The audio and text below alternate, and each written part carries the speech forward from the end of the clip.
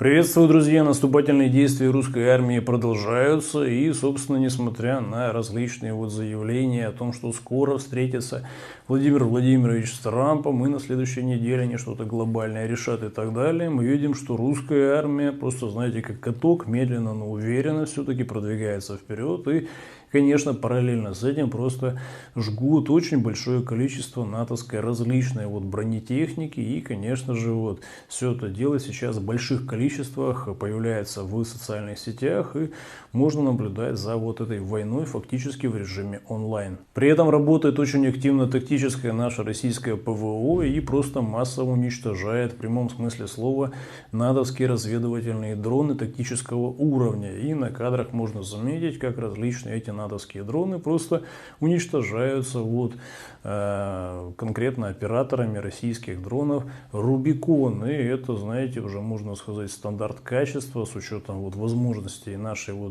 тактической ПВО. Поэтому, конечно, данную платформу будут очень серьезно развивать в ближайшее время. Однако, если немного абстрагироваться от боевых действий и просто проанализировать конкретно политику Соединенных Штатов в отношении разных стран мира, то мы придем очень к интересным выводам, потому что фактически Трамп объявил о том, что между Арменией и Азербайджаном под его руководством будет подписан так называемый мирный договор. И, как мы знаем, господин Алиев, который руководит Азербайджаном, как недавно выяснилось, он просто сторонник блока НАТО и фактически играет на сторону западных спецслужб. Ну и в Армении, как мы знаем, пан Пашинян также играет именно в эту, получается, игру, и фактически и Армению возглавляет персонаж, который напрямую аффилирован с натовскими спецслужбами, и конкретно Алиев работает также напрямую и публично поддерживает блок НАТО и,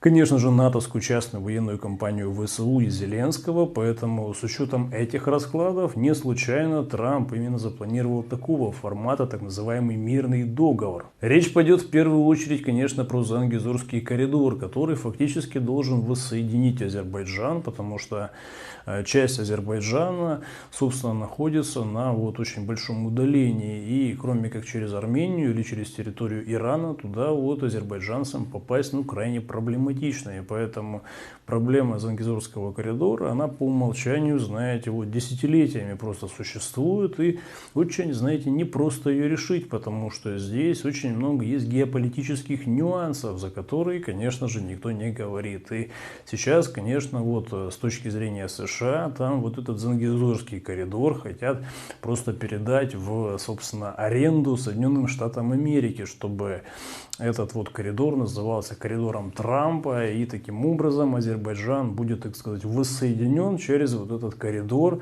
гарантии на передвижение по которому обеспечат Соединенные Штаты Америки. Но тут есть очень серьезный нюанс, потому что, конечно, эта проблема, она не просто так возникла, потому что, конечно, если вся эта история с Зангезурским коридором и Соединенными Штатами запускается, тогда фактически Азербайджан имеет прямое, получается, наземное сообщение с Турцией. А это, знаете, очень серьезные звоночки, в первую очередь, для Ирана и для Российской Федерации. И, конечно же, эта вся история, она очень и очень будет иметь серьезные последствия. Мало того, Иран уже обозначал, что подобного рода проекты или попытки их реализовать, они будут обозначены как угроза стратегической национальной безопасности Ирана. И, безусловно, это может стать причиной реальных боевых действий уже со стороны, конечно же, Ирана. Получается, с одной стороны, мирные так называемые инициативы Трампа, они, знаете, за все хорошее против всего плохого. А по факту это просто инициатива,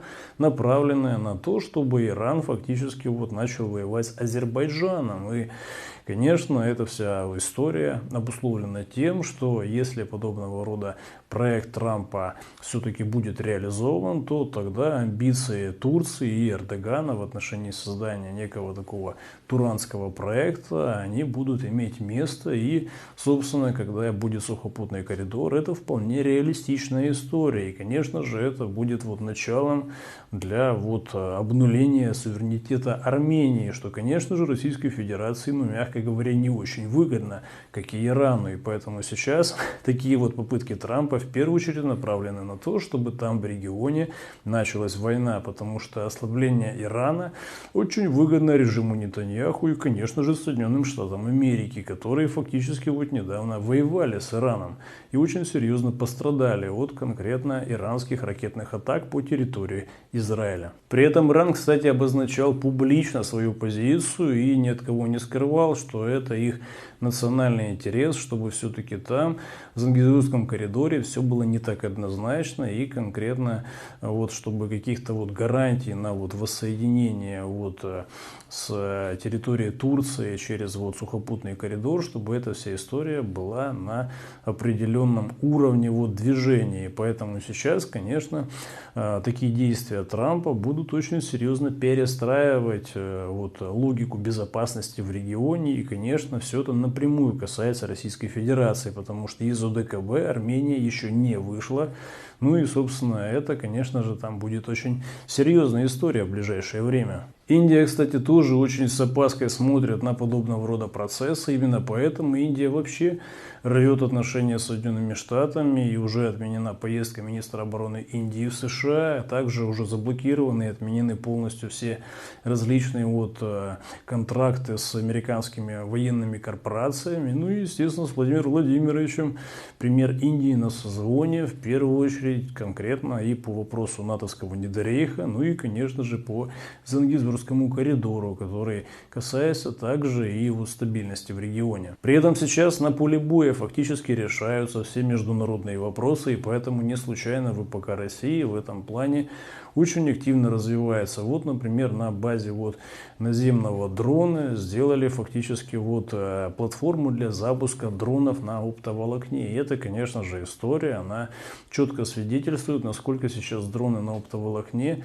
очень серьезная военная сила, и конкретно сейчас эти платформы с вот применением дронов на оптоволокне будут активно развивать. На данный момент мы видим, что есть воздушные дроны, которые вот на радиоканале подлетают к, собственно, вот линии боевого соприкосновения и выпускают от себя уже дроны на оптоволокне. Ну, а также сейчас мы уже видим конкретно наземные платформы, которые также выступают как такие платформы, которые вот несут ряд дронов на оптоволокне, и эти дроны вот атакуют уже наземные различные цели. Из интересного также засветился уже и бронепоезд наш российский, который действует в зоне СВО, и, конечно, там и различные вот крупнокалиберные пулеметы на этом поезде, и, конечно же, дроны и много чего еще, и различные саперные подразделения, потому что без этого, конечно, очень проблематично сейчас вот представлять, например, восстановление железнодорожных путей, потому что возле прилетов обычно территорию минируют, чтобы вот как можно дольше затянуть процесс восстановления. Однако, с учетом того, какие кадры приходят с Китая, то можно понять, что в ближайшее время сейчас поле боя настолько сильно изменится, что вот у людей будет совершенно там другая функция, потому что несложно догадаться, что вот подобные робособаки, которых можно выпускать просто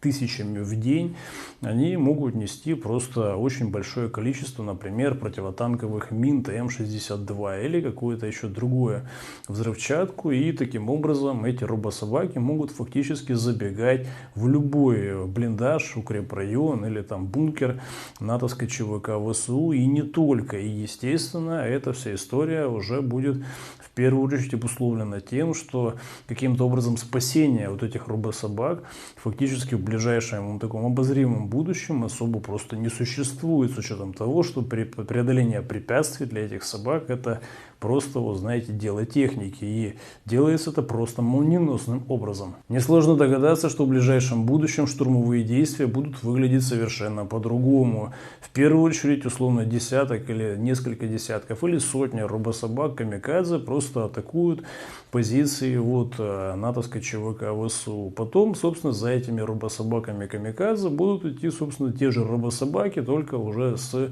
различным автоматическим вооружением, там, автоматами, пулеметами там, и так далее. И, конечно же, просто вот зачищать территории. Только вот после этих всех вот робособак будут идти наши русские штурмовики. То есть это фактически уже не какое-то там далекое будущее, это будущее, можно сказать, завтрашнего дня.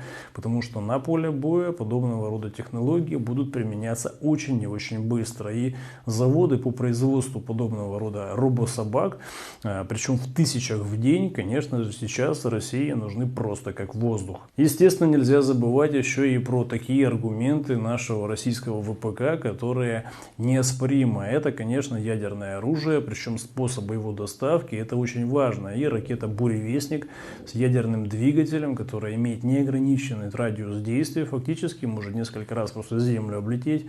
Эта вся история, конечно же, необходима для того, чтобы максимально укрепить нашу русскую ядерную триаду и, собственно, стать вот очень серьезным дополнением, потому что подводные беспилотники «Посейдон» — это хорошо, ну а ракеты с ядерным двигателем и ядерными боеголовками «Буревестник» еще лучше. А вот в США, кстати, можно заметить, что с развитием технологий, особенно на вот авианосцах, все очень плохо, потому что на самом новейшем американском авианосце Джеральд Форд, если вот обратить внимание, оказывается, там на борту старенький F-18, то есть самолеты F-18, которым, знаете, там уже много десятков лет.